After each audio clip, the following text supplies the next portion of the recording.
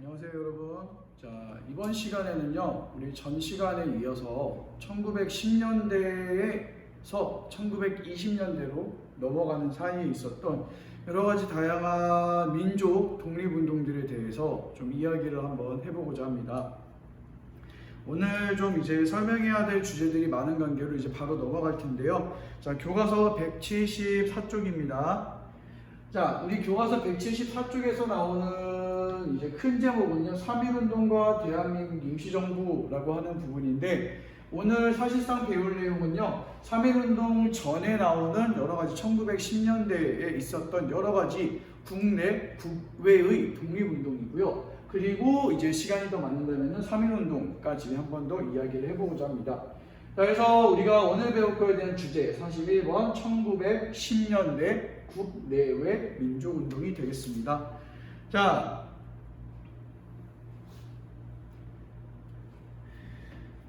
그래서 책을 보시면요, 우리 1910년대의 독립운동가들이 1910년대라고 한다면 우리 무슨 시대? 일제강점기에서 특히 무슨 통치 시기?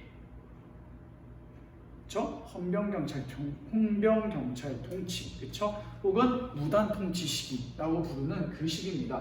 자, 그래서 우리 1910년대 독립운동가들은요, 일제 가혹한 어떤 무단 통치를 피해서, 자, 국내에서는 주로 어떻게? 국내외에서 주로 비밀결사라든가, 그 다음에 독립운동 기지를 건설하는 운동 같은 것들을 합니다. 그래서 대체로 봤을 때 국내에서는 비밀결사 위주고요, 국외에서는 독립운동 기지 건설 운동이라고 보시면 돼요. 암기할 게 아니라 생각을 해보시면 됩니다. 우리 1920년대 헌병경찰 통치 시기에는요, 국내 활동에 대해서 일본의 관심, 그러니까 관심이 아니라 감시가 굉장히 심했었죠. 뭐 헌병들이 돌아다니면서 뭐 조선인 태형령이니 직결 처분권이니 그런 것들을 통해 가지고 조금만 의심이 되는 사람들이 있으면 바로 잡아 가두거나 형벌을 집행했단 말입니다. 자, 그러니까 국내에서의 활동은요, 당연히 활발하지 못하고 어떻게 된다? 비밀스럽게, 아주 조심스럽게 이루어질 수밖에 없습니다. 자, 그에 비해서 국외에는요, 한반도 밖에서는 일본의 힘이 닿지 않잖아요. 그러니까 어떻게 될까? 좀 더 적극적으로 독립운동할 수 있는 본거지 같은 것들을 만드는 활동들이 이루어지거든요. 그래서 국내에서는 비밀결사, 국외에서는 독립운동 기지 건설이라고 보시면 되겠습니다. 자, 그래서 각 단체는요, 정치적 성격에 따라서 군주제를 지향하는 복벽주의와 그 다음에 공화제를 지향하는 공화주의를 추구합니다. 자, 복벽주의라고 하는 거는, 복벽, 옛날로 돌아가다예요. 옛날로 돌아가다. 여기서 얘기하는 옛날은 왕이 통치하던 시기를 얘기하는 겁니다. 그래서 군주제, 왕이 통치하는 시기로 돌아가자. 그 다음에 공화주의는 공화제를 실시하는 건데, 우리 공화제를요, 굳이 아주 간단하게 한 문장으로 표현하자면, 자, 일단 이런 식으로 쭉 이제 표현이 잘 나와 있는데요. 간단하게 얘기하자면 뭡니까? 주권이 국민에게 있고, 그 다음에 국가의 대표를 누가 뽑는 거? 국민이 뽑는 겁니다. 네, 그런 걸 가지고 우리가 공화제라고 불러요. 공화정. 오케이? 자, 그래서 이런 것들을 주장하는 사람들이 있었는데, 점차 이런 식의 공화제, 민주, 공화정 수립을 목표로 하는 움직임이 중심으로 자리를 잡아갔다라고 하는 거고요. 자, 그러면은 여기서 얘기하는 국내 비밀결사들 있죠? 자, 이런 비밀결사들이 어떤 식으로 활동하는지 한번 보겠습니다. 뭐 군자금 모집, 친일파 처단 등등등 활동을 했는데, 자, 가장 대표적인 단체 두 가지가 있어요. 여기 보시면은 일단 대한독립의군부랑 그다음에 대한광복회라고 하는 단체들이 있습니다. 자, 각각 대한독립의군부와 대한광복회가 어떤 단체인지 아래쪽으로 내려가서 좀 더 자세하게 봐보도록 하겠습니다. 자, 대한독립의군부 같은 경우는요,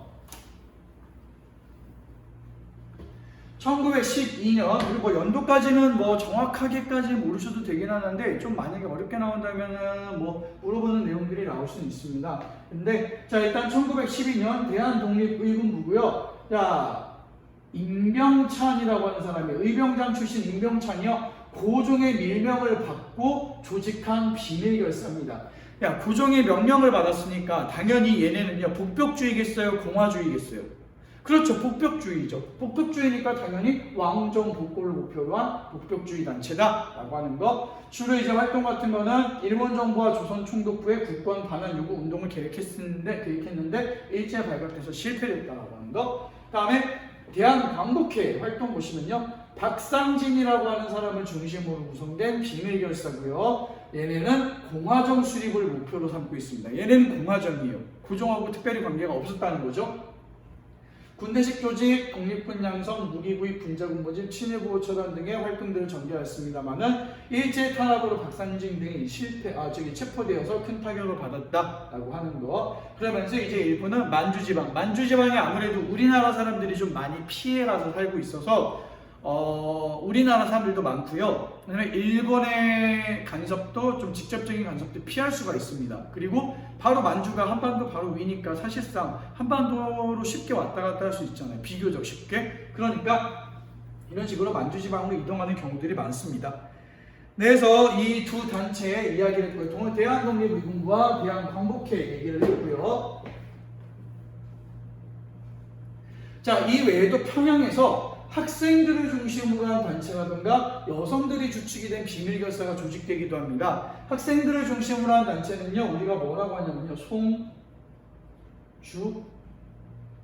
송주회라고 하는 단체가 있고요. 여성들이 주축이 된 비밀결사, 이것도 사실상 좀 이어지기는 하는데,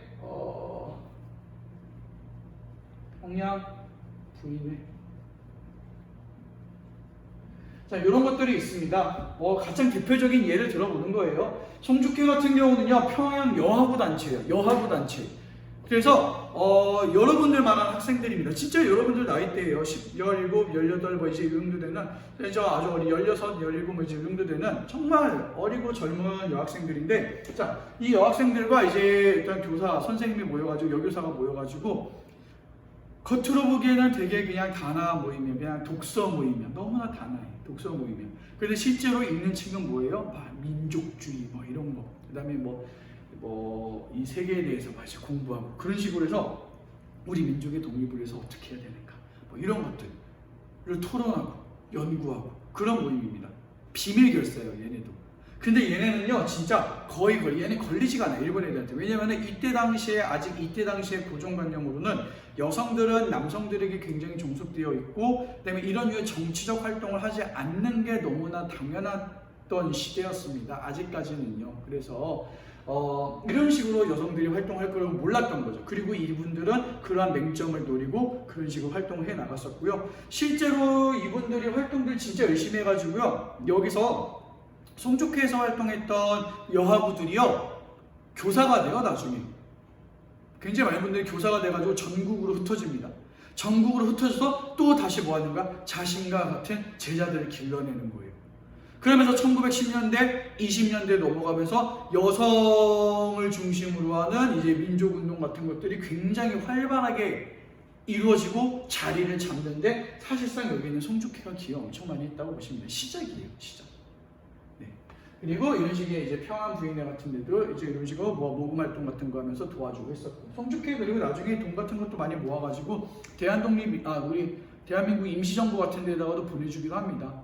구체적인 수치로 600원 정도 모아서 했다고 하는데, 이때 당시 1원이 2만 원에서 3만 원 정도라고 봤을 때 600원이라고 하면 거의 2천만 원도 모았다고 보시면 되겠죠.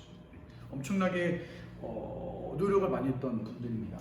자, 그렇지만 일단은 대부분의 국내 비밀결사 운동은요, 사실상 이때 1910년대에 활동하기가 너무 힘들겠죠. 근데 이런 분들이야 좀 이제 여성이라고 하는 특수성을 바탕으로 해가지고 이제 감시를 피해가는 경향들이 좀 있었다면요, 대부분의 활동들은요 계속해서 탄압받습니다. 감시받고요. 그래서 점차 사라졌으며 일부 세력은 결국 국외로 망명해서 항일투쟁을 지속했다. 여기서 얘기하는 국외라고 한다면 주로 좀 전에 얘기했던 만주 같은 곳, 그렇지? 아니면 아예 중국, 미국 이런 것들이라고 보시면 되겠습니다. 자, 그 다음 우리 옆 페이지로 가서요, 그럼 우리가 방금 전까지 봤던 거는요, 국내에 있었던 있었던 비밀결사입니다. 제가 아까 말씀드렸죠. 국내선 주로법 비밀결사, 그다음에 국외선 주로법 해외 독립운동기지 건설입니다. 자, 그럼 독립운동기지 건설과 관련된 활동들 한번 볼게요. 자, 이분들은요, 독립전쟁론, 전쟁을 해야지만 우리가 일본으로부터 주권을 얻어낼 수 있답니다.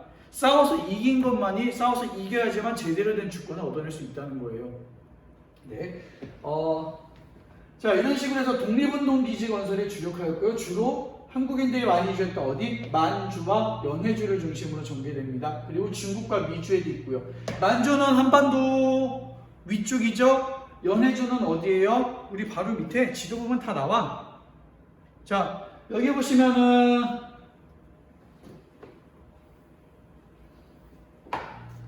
자, 대략적으로 봤을 때 이제 편하게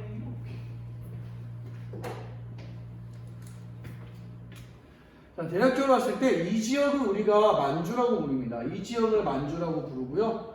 그 다음에 이 지역을 우리가 연해주라고 불러요.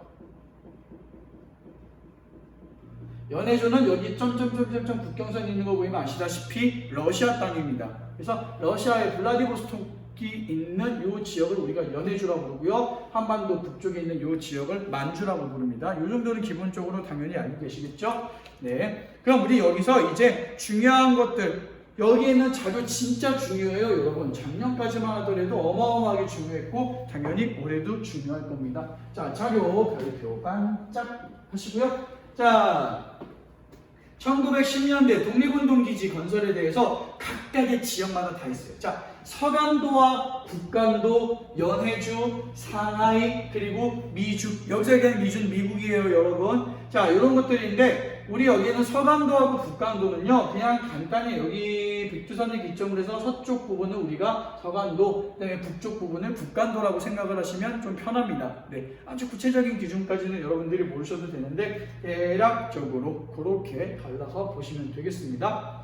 자, 서간도 같은 경우는요, 우리 신민회, 우리 1900년대 이제 국내에서 1910년대까지 국내에서 활동했던 신민회라고 하는 비밀단체가 있습니다. 굉장히 적극적으로 활동했었고요. 회원수도 많았어요. 거기에서는요, 국내에서는 애국개몽운동 계열을 지원하고요, 국외에서는요, 이런 류의 독립운동기지를 건설하는 걸 지원하는 단체라고 보시면 되겠습니다. 자, 그래서 여기 신민회라고 하는 곳에 자, 이회영, 그 다음에 이상용 등은요, 삼원보, 우리 삼원보 위치 지도에서 보시면 여기 나오죠. 자, 삼원보라고 하는 곳에서 경학사를 조직합니다. 자, 경학사라고 하는 단체를 조직하는 거예요. 독립운동 단체, 독립운동 기지로서.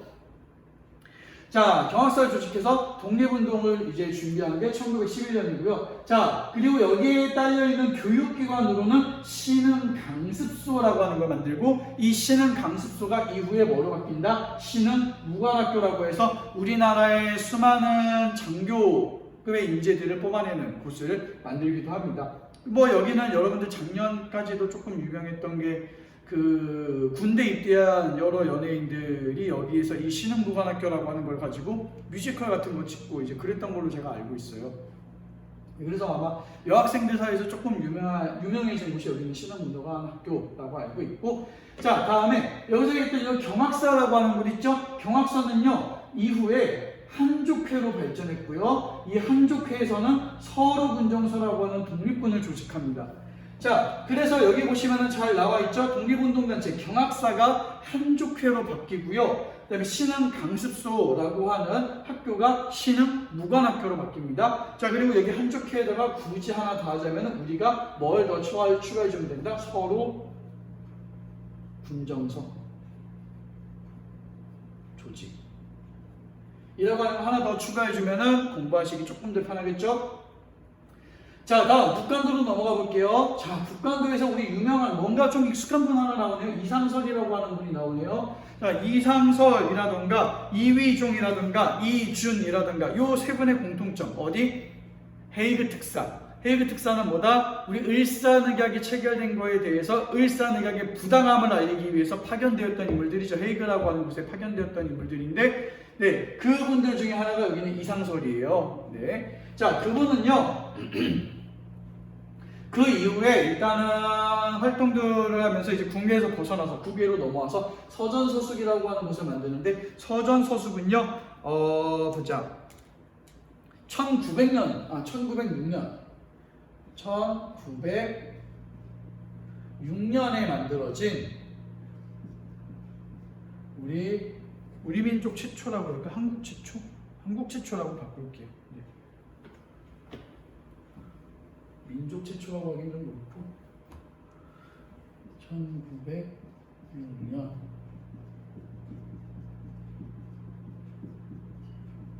한국 최초로 세워진 신식 민족교육기관입니다.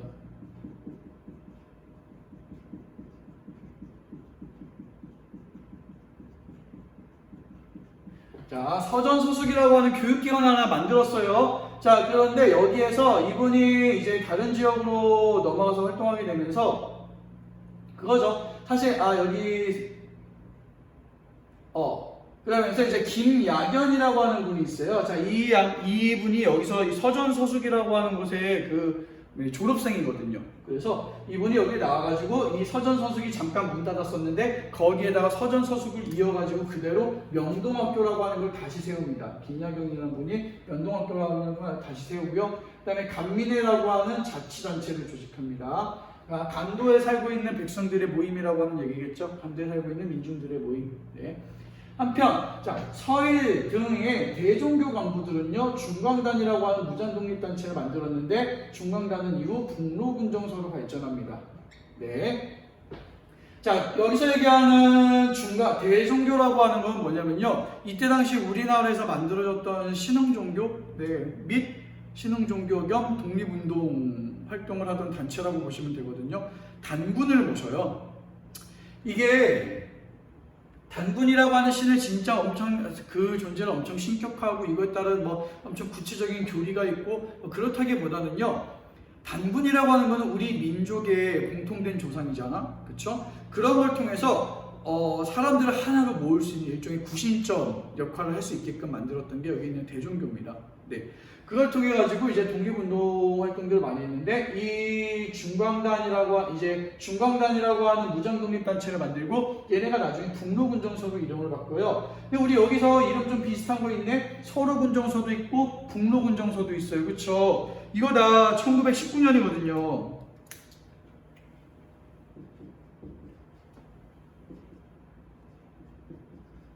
자, 왜 그러냐면요, 우리가 1919년에 3.1운동이 있었고요. 그 다음에 대한민국 임시정부가 수립이 됐고, 그 다음에 대한민국 임시정부가 이제 1919년 말쯤 되면요, 여러 단체들을 다 통합을 하게 됩니다.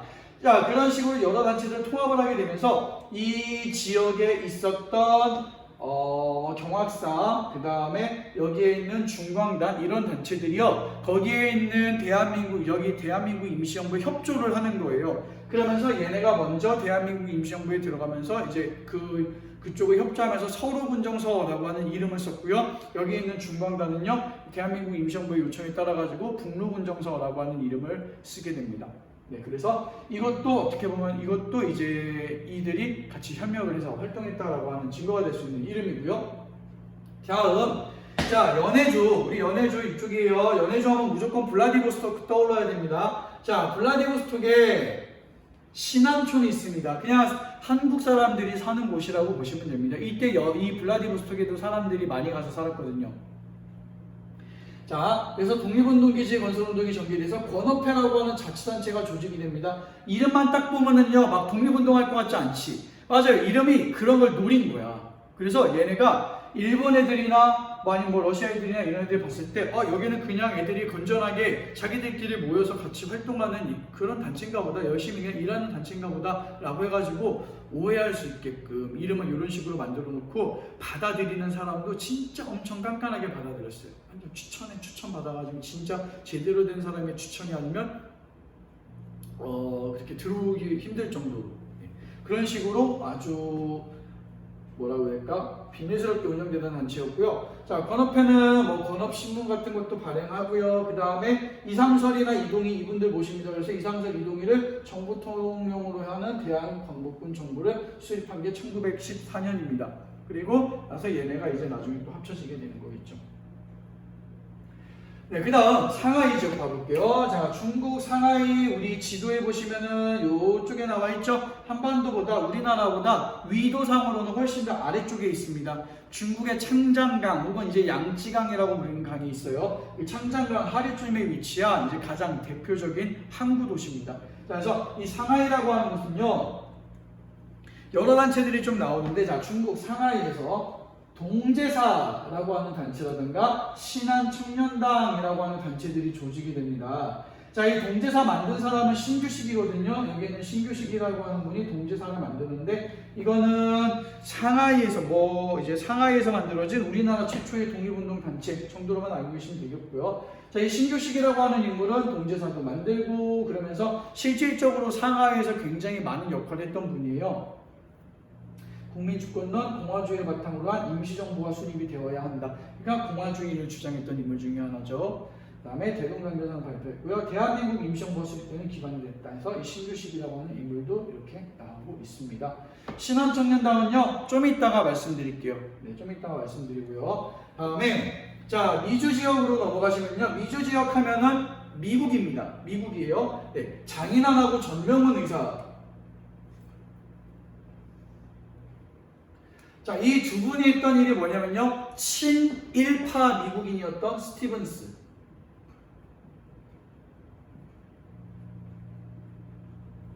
자, 스티븐스를 저격했던 분들이죠. 그래서 이분들이 그 스티븐스를 저격하고 나서 한 분은 어쨌든 총을 못 맞춰가지고 미수죄로 그냥 풀려나가고, 한 분은 총을 맞춰서 스티븐스를 죽였기 때문에 이제 미국에서 재판까지 받다가 이제 부교까지 하다가 나중에 모범수로 풀려납니다. 그런 식의 이제 독립운동들을 하셨던 분이고, 여기 있는 스티븐스는요, 우리나라가 일제한테 완전히 넘어가기 전에 우리나라에 와서 내정 간섭했던 인물이에요. 일본이 꽂아줘가지고 우리나라의 각종 재정과 관련된 내정 간섭을 했었고, 우리나라의 수많은 이권들을 일본한테 넘겨줬던 인물이고요. 미국에 가서 막 이런 식의 얘기를 해요. 조선 민중들에게 일본의 이러한 지배는 축복이다. 조선 민중들이 매우 환영하고 있다라고 하면서 이 식의 말도 안 되는 연설을 했던 사람입니다. 네, 이런 것 때문에 우리나라 사람들한테 이제 크게 반감을 얻게 돼서 이분들이 사살하는 활동을 하게 됐던 거고요. 자, 이 이후에 이분들을 도와주면서 이 미국에 살고 있던 사람들이 느낀 거예요. 야, 이게 이런 식으로 독립운동하려고 하면은 우리들이 하나로 힘을 합쳐야겠다라는 생각을 한 거예요. 이분들 변호하는데 진짜 힘들었거든요. 그래서 그 과정 속에서 이 사람들이, 야, 우리가 일단 미국에 있는 사람들끼리라도 하나로 힘을 합치자 라고 해가지고 만든 게 여기에 있는 거, 대한인 국민회라고 하는 거. 네, 대한인 국민회라고 하는 게 만들어졌었고요. 공화제 지향합니다. 하와이 같은 경우에서는 박용만이라고 하는 분이 있어요. 박용만도 이제 가장 대표적인 독립운동 하시던 분인데, 대조선 국민군단이라고 하는 곳을 만듭니다. 하와이에서. 그러면서 이렇게 군사훈련도 하긴 했었는데, 문제는 여기가 좀 아무래도 경제적으로 좀 열악한 상황이 좀 있다 보니까 이제 스스로 벌어가지고 스스로 번 돈을 가지고 훈련을 하는 좀 모습들이 많이 나타나요. 그러다가 하필이면 이제 본인들이 이제 막 농사 같은 거 짓고 이러면서 이제 경작도 하고 그러면서 준비를 하다가 하필이면 좀 이제 기근이 들어가지고 그것 때문에 좀 망합니다. 그래서 활동이 좀 이제 금세 저조해지는 모습들이 보이긴 합니다만은 하와이까지 가서도 이런 식으로 활동을 하셨다라고 하는 거. 네. 그래서 우리가 지금 1910년대에 있었던 독립운동 기지 건설에 대해서 다양한 것들에서 어떤 것들이 있었는지 이런 내용들을 전부 다 봤습니다. 그래서 여기 있는 것들 잘 봐주시길 바라고요. 다음 페이지로 넘어가 볼게요.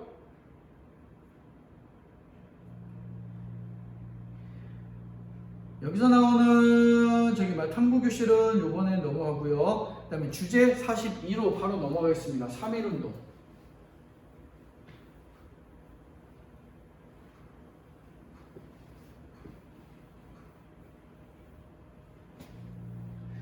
자, 유명하신 분이죠. 네, 유관순 열사.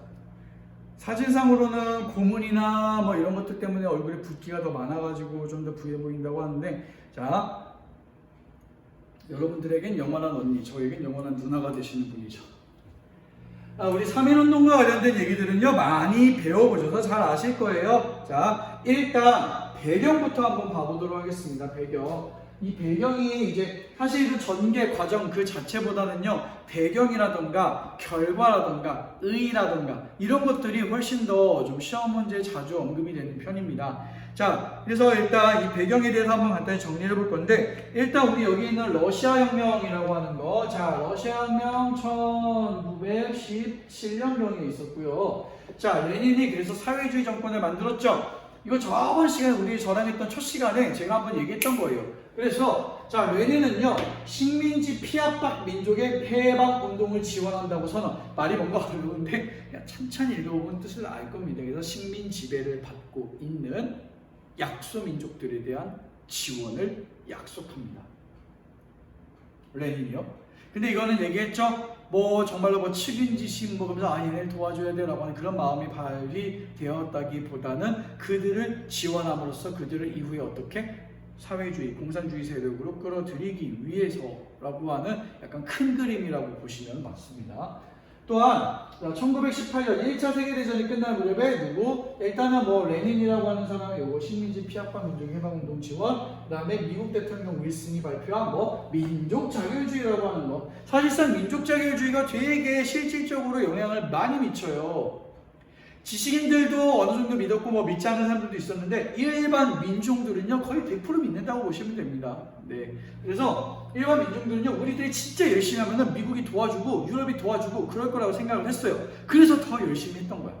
네, 그렇기 때문에 아주 이제 그 가장 대표적인 배경 중에 하나로 볼 수가 있겠죠. 자, 이런 식으로 이제 민족 자결주의라고 하는 것도 이제 많은 민족들에게 영향을 끼쳤고요. 자, 이를 계기로 해서 중국 상하이에서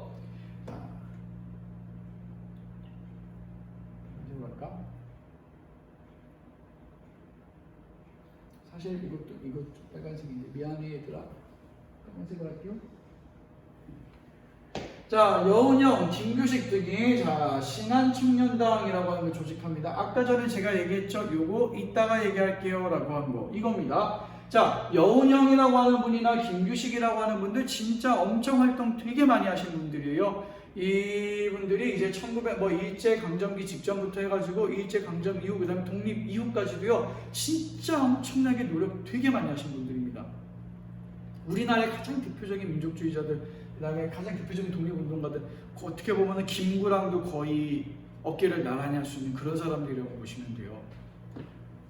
그에 비해서는 여러분들이 잘 안 알려져 있죠. 왜냐면 여운형 같은 경우는 나중에 얘기하겠지만 여운형은 약간 중도 좌파예요. 소위 얘기하는 사회주의 계열입니다. 근데 이제 민족주의 계열도 상당히 많이 수용할 수 있는 이제 그 정도의 이제 사회주의 계열이고, 독립 직후에는요 오히려 김구보다도 여운형이 훨씬 더 영향력이 컸어요. 네. 그리고 김규식 같은 경우에는 이제 자유주의 우파 계열이기는 한데 최후가 좀 별로 좋지 않습니다. 뭐 이제 여운형이나 김구나 이런 분들은 그 암살이나 이런 것들 때문에 좀 그 죽음이 굉장히 드라마틱하게 되면서 이제 그 뇌리에 깊게 박혔다면요, 여기에 있는 김규식이라고 하는 분은요 그 6.25 전쟁 때 납북돼요. 일본에 북한한테 납치 혹은 뭐 이제 그렇게 돼가지고 결국 그쪽에서 병사에서 죽습니다. 그래서 이분의 죽음이 그렇게 빨리 알려지지가 않았어요. 그런 관계로 이제 조금 나머지 김구나 여운형이나 이런 분에 비해서는 뭔가 네임밸류가 딸리는 느낌이긴 합니다만은 실질적으로 하는 활동은 절대 딸리지 않습니다. 네, 신한 청년당을 조직합니다. 청년들이어서 그래요. 여기 보시면 뭐 이제 얼굴도 대충 나오는데, 자, 여운형 같은 경우는요 미국 윌슨 대통령에게 자 뭐 이 사람의 활동들이에요. 짜잘한 활동들. 자, 독립청원서를 보냅니다. 미국 윌슨 대통령한테. 이 윌슨이에요. 그쵸? 그러면서 우리를 도와주십시오라고 이 편지를 보낸 거예요. 민족자결주의. 그쵸? 자, 그 다음에 김규식은요 파리 강화회의에 파견돼서 조선의 독립을 요구하는 외교활동을 벌였습니다. 이 김규식이라고 하는 사람은요 진짜 대단한 게, 이 사람 거의 진짜 가난하게 찢어지게 가난한 집에서 살았어요. 그래가지고 이 사람이 고아원도 좀 다녔었고요. 그 다음에 우리 그 독립신문 만들었던 서재필이라고 하는 사람 있죠. 네, 그 사람 밑에서도 일도 하고 그랬습니다. 이 사람 언어의 천재예요. 당연히 조선어 할 거고 일본어, 그 다음에 뭐 한자 그런 거 당연히 중국어, 그 다음에 영어를 진짜 잘했어요. 이 사람 영어가 너무나 유창해가지고 나중에 일본에서도 이 사람을 대학 교수로 초빙하려고 할 정도로 영어 진짜 잘했고, 프랑스어 뭐 이런 식으로 뭐 독일어 등등등 거진 7개 정도 언어를 하던 언어의 천재입니다, 이 사람이. 그러니까 어디 간 거야? 파리 강화회를 간 거야. 왜? 파리 강화회는요, 어떤 나라들이 있어요? 1차 세계대전에 참전했던 수많은 나라들이 다 있잖아요. 그치? 그래서 이 사람이요, 거기 간 거예요. 거기 가가지고 보이는 외국인들한테 봉주 아니면 뭐 부텐탕 하면서 막 헬로 하이 하면서 이런 식으로 가가지고 다 얘기를 하는 거예요. 우리 민족, 우리나라의 이런 부당한 처지에 대해서 막 다 얘기를 하는 거예요. 네. 그래서 이런 식의 외교 활동을 벌였었습니다. 네. 적극적으로 하신 거죠, 이런 외교 활동들에 대해서. 자, 그래서 뭐 이런 전반적인 내용들은요, 이제 국내뿐만 아니라 연해주 만주, 일본의 한인들에게도 전해졌으며, 자, 일본에서 독립운동가와 유학생을 중심으로 독립선언이 발표됩니다. 자, 이걸 가지고 우리가 28 독립선언이라고 하는데, 이거 생각해봐. 너희가 일제강점기 때에 도쿄에 사는 유학생이에요. 야, 도쿄 유학생이라고 하면은 어쨌든 간에 집안이 좀 나름 잘 산다는 얘기 아니겠니? 그렇지? 아니 못 산다 하더라도 조선인이에요, 여러분들은. 근데 거기에서 도쿄 한복판에서 대한독립 만세를 외칠 수 있습니까?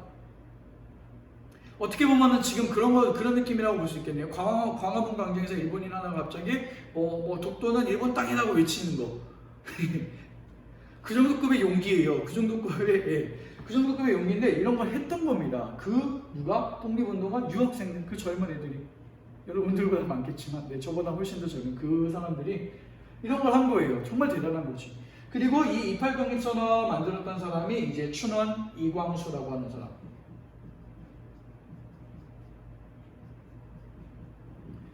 이광수라고 하는 사람이 만들었던 28 독립선언이라고 하는 거. 근데 이 이광수 같은 경우에는 나중에 가장 대표적인 친일파 중에 하나가 되죠. 변절자 중에 하나가 됩니다. 근데 이때까지는 뭐 안 그랬고요. 독립운동 나름 열심히 하다가 이제 변절이 되는 거여가지고. 네, 다음. 자, 국내에서는요, 1919년 1월에 고종이 갑자기 사망합니다. 자, 국내에서 이것까지는 그러니까 뭐냐면요, 여러분. 배경 중에 어디? 외와 관련된 배경이고요. 여기서부터 뭐다? 내랑 관련된 배경입니다. 배경들 중에 크게 보시면 9개의 국내 배경이 있는데, 국내 배경은 이런 거, 국내 배경은 이런 거라고 보시면 되겠습니다.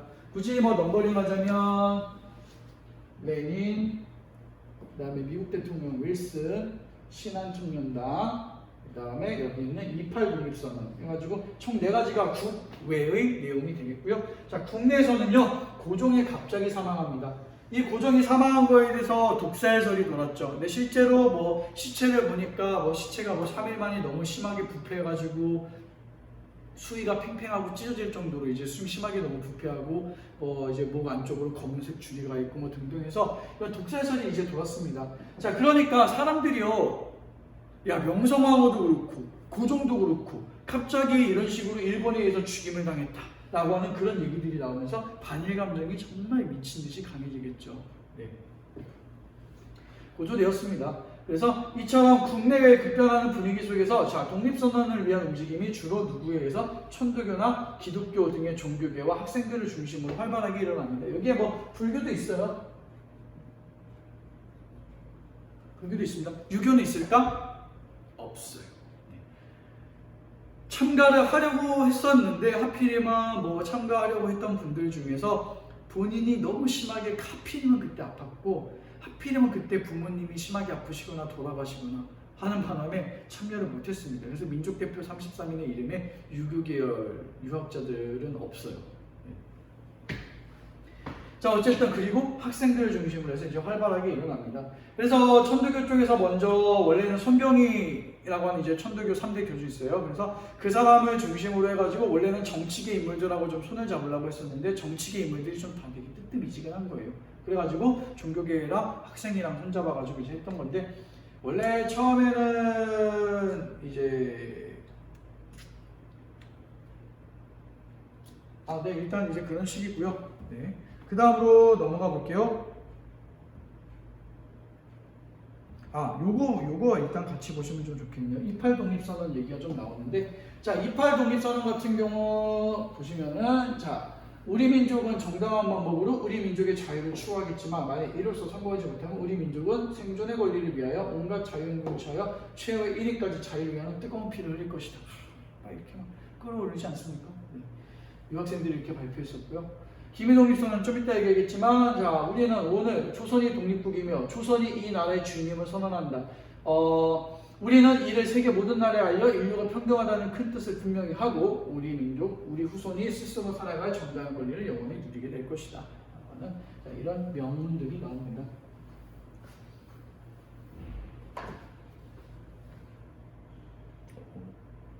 네. 그래서 3.1운동의 전개 부분을 봐볼게요. 자, 3.1운동 탑골공원 여기 서울이죠? 네. 서울을 비롯해서 평양, 원산, 의주 등에서 만세 시위가 일어납니다. 네, 시위는 전국으로 확산되었고 참여한 계층도 학생, 농민, 노동자, 상인, 교사 등 다양했습니다. 자, 그래서 전반적으로 보자. 처음에는 도시에서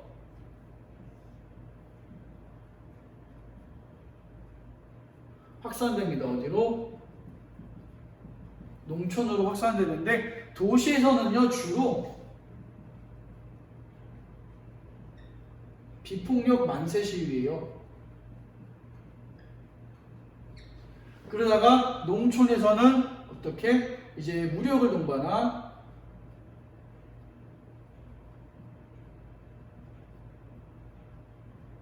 시위로 바뀌게 됩니다. 뭐 투쟁이라고 하죠. 무력을 동반한 투쟁. 자, 왜 이러냐면요. 원래 3.1운동이 비폭력 만세 시위로 일어났던 이유는 그것 때문이에요. 자, 사실상 시위라고 하는 거는요, 내가 뭔가 불편한 게 있기 때문에 그거를 알아달라고 요구를 하는 겁니다. 그쵸? 그런데 이거는요, 내가 어쨌든 간에 상대적으로 불편한 감정을 많이 느낀 상황이기 때문에 내 감정이 격할 수밖에 없고요. 그러다 보니까 이런 시위는요, 일반적으로 이 전까지만 하더라도 기본적으로 무력을 동반한 투쟁의 형태로 나오는 경우가 되게 많았습니다. 그리고 사실상 우리 군사정권 시절까지만 하더라도 이런 류의 시위 같은 것들은요, 뭐 노동자들의 투쟁이라든가 학생들을 중심으로 뭐 아니 했던 이제 뭐 여러 가지 뭐라고 해야 되니 반독재 뭐 이제 그런 활동 같은 것들은요 전반적으로 이런 식의 무력을 동원한 이제 투쟁이 이루어지는 경우들도 은근 많았어요. 자, 근데 이때는요 이 사람들이 비폭력 만세 시위를 하자라고 아예 얘기를 하면서 시작을 합니다. 왜냐면은 우리가 이런 식으로 비폭력적으로 만세 시위를 하게 되었을 때 일본들은 당연히 우리를 심각하게 탄압을 할 것이다. 하지만 우리가 꿋꿋이 그런 식으로 비폭력 만세 시위로서 저항한다면요 세계 여러 언론들이 우리를 주목하게 될 것이고 그 결과 세계 여러 나라들이 일본에게 압박을 가할 것이다. 그래서 우리나라의 독립에 도움이 될 수 있을 것이다 라고 생각을 했던 겁니다. 실제로 많은 언론들이 주목을 해요. 많은 언론들이 주목을 하지만 실질적으로 그 나라들이 도와주지는 못합니다.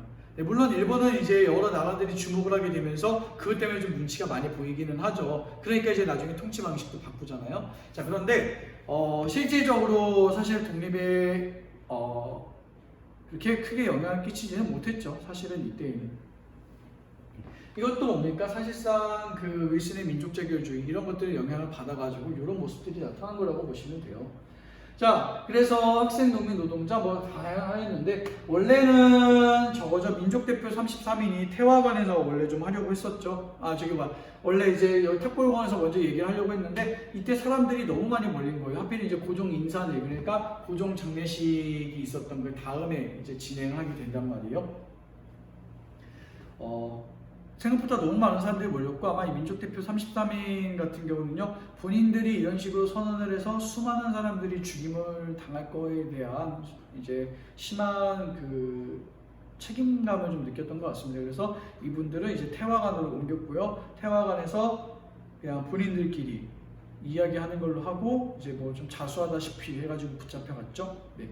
그 대신에 학생들이 이제 그 전에 막 이제 뽑아놨던 이런 독립선언서 있죠. 아까 기미독립선언서 같은 거 그거를 막 이제 뽑아놨던 거 품에 안고 있다가 쫙 뿌리는 거예요. 대한독립 만세 하면서 쫙 뿌리는 거예요. 또 거기 있었던 수많은 이걸 기다리고 있던 민중들이 같이 품위 있던 거, 뭐 태극기나 뭐 이런 것들 들으면서 막 대한독립 만세하면서 조선독립 만세하면서 다 같이 들고 일어나는 거예요.